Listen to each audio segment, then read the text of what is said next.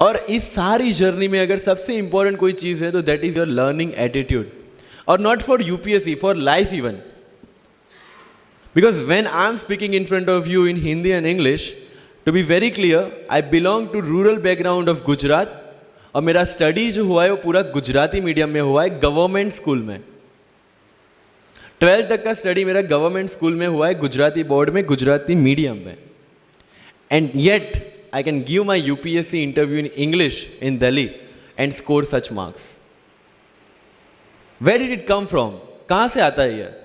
मुझे अभी भी याद है, मेरा college national institute of technology Surat था, जहाँ पे मेरे साथ जो पढ़ने वाले बच्चे थे वो सारे सीबीएसई आईसीएसई वाले थे, और मैं एज ए एलियन वहाँ पे पहुँचा था, क्योंकि तब मुझे पता चला कि मैकडी जैसा भी कुछ है और उसमें बर्गर जैसा भी कुछ मिलता है. That was my first exposure to any metro city. And जब मैं उनसे इंटरेक्शन करता था और इंग्लिश बोलने की ट्राई करता था, तो जैसे संजू मूवी में इंग्लिश दिखाया गया है गुजरातियों का, जो जीरो को जीरो बोलते हैं, उसी तरह I was also like that. Mother tongue influence आ जाता है, it's very obvious.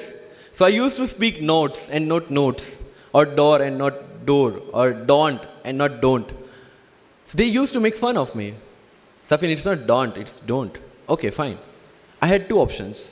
Either I stop speaking English with them or improve on that and go ahead. I decided the second option.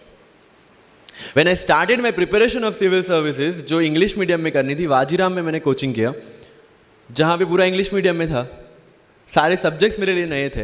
I started from the scratch. I started from the English medium NCERT of standard 5 and 6, Gujarati dictionary, Gujarati to English dictionary, and then I started my preparation.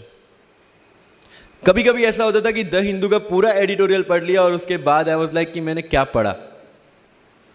ये होगा, सबके साथ होगा.